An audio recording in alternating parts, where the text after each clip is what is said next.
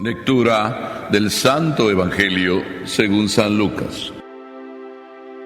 En aquel tiempo, Juan envió a 2 de sus discípulos a preguntar a Jesús: ¿Eres tú el que ha de venir o tenemos que esperar a otro? Cuando llegaron a donde estaba Jesús, le dijeron: Juan el Bautista nos ha mandado a preguntarte si eres tú el que ha de venir o tenemos que esperar a otro. En aquel momento, Jesús curó a muchos de varias enfermedades y dolencias y de espíritus malignos, y a muchos ciegos les concedió la vista. Después contestó a los enviados: vayan a contarle a Juan lo que han visto y oído. Los ciegos ven, los cojos andan, los leprosos quedan limpios, los sordos oyen, los muertos resucitan, y a los pobres se les anuncia el Evangelio. Dichoso el que no se escandalice de mí. Palabra del Señor.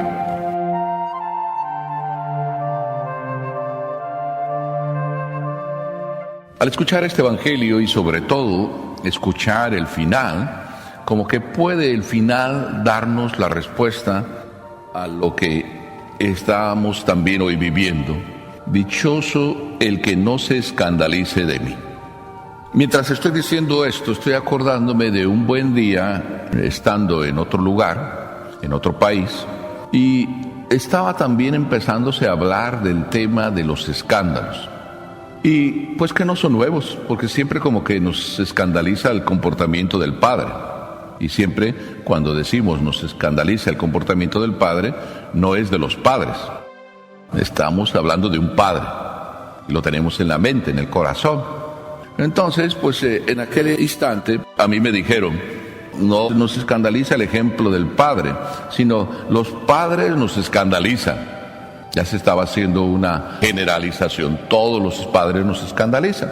Entonces, para no hacer problema del problema, ya el problema lo traía la persona, simplemente me sumé al problema y le dije: no, ¿sabe qué?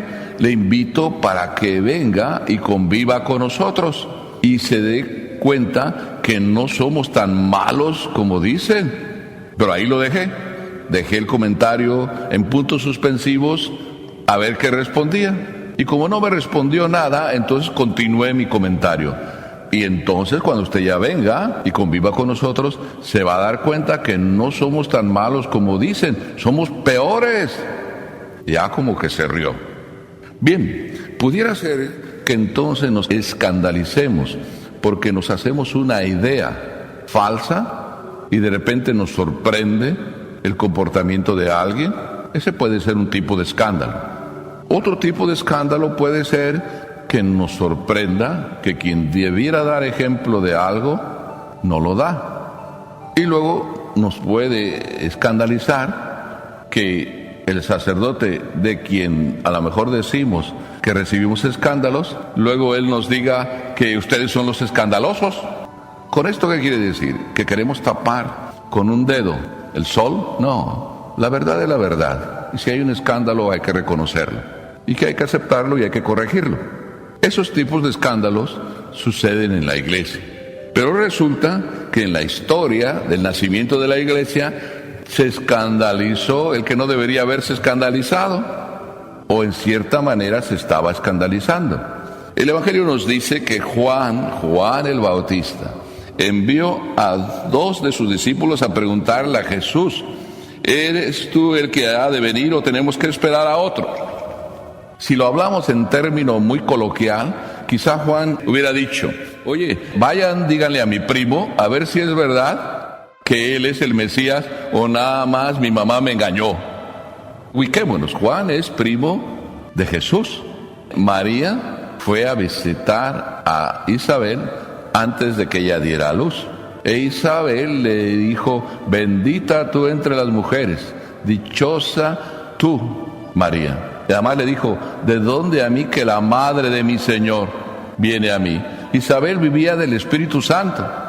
Y por obra del Espíritu Santo también ella se pronunció sobre María. María no es que fue a andar cotorreando y diciendo: yo soy la madre de Jesús.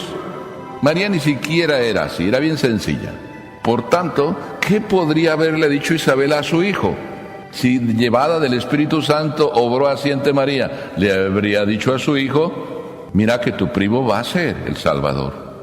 Por tanto, si Juan empezó todo su ministerio y además lo empezó bautizando a Jesús y dijo también, llevado del Espíritu Santo, he aquí el Cordero de Dios que quita el pecado del mundo, y además fue tan desprendido que dejó que sus discípulos mejores se fueran con él, o sea que tenía bien claro que él era el Mesías y para ello estaba él estaba haciendo lo que tenía que hacer. Conviene que él crezca y yo disminuya. Lo que Isabel le enseñó a su hijo, tienes que ser humilde y aprender a dejarte llevar por el Espíritu Santo. Entonces resulta ahora como que no se está dejando ya llevar por el Espíritu Santo y le entran dudas. ¿Y dónde le entran las dudas? Pues le entran las dudas en que, ¿qué? ¿Por qué es que entra la duda? Jesús no había cambiado su plan. Jesús estaba siguiendo la carta de ruta. Tenía su carta de ruta como los pilotos e iba siguiendo su carta de ruta, lo que Papá Dios le había señalado, lo que la Biblia decía que él sería, eso es lo que estaba haciendo. Entonces, ¿por qué Juan se escandalizó? La pregunta es interesante. ¿Por qué Juan como que está dudando? Porque Juan no es Dios, es un humano como nosotros, y aunque esté guiado por el Espíritu Santo, en algún momento, ¿verdad? Como nosotros podemos estar guiados por el Espíritu Santo, en algún momento no estamos guiados por el Espíritu Santo, nos entran otras ideas.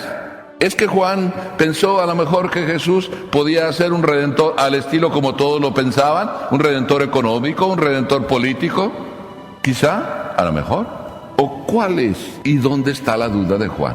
En que de repente Jesús era como menos austero, tanto que le dicen que era un borracho, amigo de vividores y de gente de la mala vida. ¿Verdad que podía escandalizarse? ¿No se escandalizan ustedes a lo mejor cuando un sacerdote va con esta o con aquella o con aquel y dicen, mira, nada más anda con estos?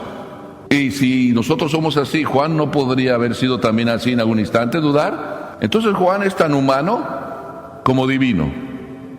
Como nosotros somos tan humanos como divinos, ¿verdad? A veces nos dejamos llevar divinamente del Espíritu Santo y no tenemos la menor duda, ni siquiera nos escandaliza nada. Y otras veces somos tan humanos que nos escandaliza hasta si camina de una manera el Padre o no, y si se peina de una manera o no. Nos ponemos a mirar detalles insignificantes. Entonces Juan, se me ocurre que esa podía ser la razón de su cierta duda. Pero no es que se puso en contra, nada más como que dudó. Y para no obrar con duda, envió. Nosotros cuando tenemos duda, ¿vamos y solucionamos nuestra duda? ¿O nos quedamos con la duda y obramos con duda? ¿Verdad que a veces más bien somos así? Nos quedamos con la duda, la acomodamos y la arreglamos a nuestra conveniencia. A veces me llegan alguna persona y me dice, Padre, el Padre el otro día en una iglesia nos perdonó a todas y nos dijo que nada más nos arrepintiéramos y que nos estábamos perdonados de todos nuestros pecados. No me lo estoy inventando, ¿eh? Esto es una pregunta real. Y ella me dijo, pues vengo aquí a confesarme porque quiero comulgar. Y también le comento esto porque no sé si fui perdonada o no. Entonces le pregunté, ¿por qué viene a preguntarme si fue perdonada o no, si ya le dijeron que estaba perdonada? ¿Dónde está su duda? Si fue un padre el que se lo dijo. No, es que no me quedé tranquila. Ay, ¿quién se lo dijo eso? No me quedé tranquila. Pues no me supo responder. Pues no se lo dije yo. Pero entonces sí le dije yo lo que tenía que decirle. Si usted tiene duda, tiene que solucionar su duda. Y para que ya no le quede ninguna duda, quiero decirle que nadie puede hacer eso, ni el Papa. Ni el Papa puede perdonarle los pecados aquí a todos. Solo Dios. Y como Dios pidió que se hiciera. Pero esto ya es otro caso. Padre, ¿puedo confesarme por internet? No. Es que ya algunos dicen que por internet se puede. Ya yo siguiendo la broma, mira, por internet no se puede. Yo te puedo hacer una excepción. Puedo hacer un drive-thru. Confesión drive-thru. Eso sí lo puedo hacer. Por una ventana me dice los pecados y por el otra te digo la penitencia. Tiene que ser personal, tú a tú. Eso es lo que está escrito. Papá Dios no puso otro camino. Y la única excepción posible de perdonar a todos es en caso de peligro de muerte. Si ahora hay un posible terremoto, pues arrepiéntanse de todo y les puedo perdonar. Pero esos casos no están pasando todos los días. O estamos en una guerra y los soldados están todos ahí, vamos a la guerra y podrían morir, pues puedo hacer una absolución general ahí.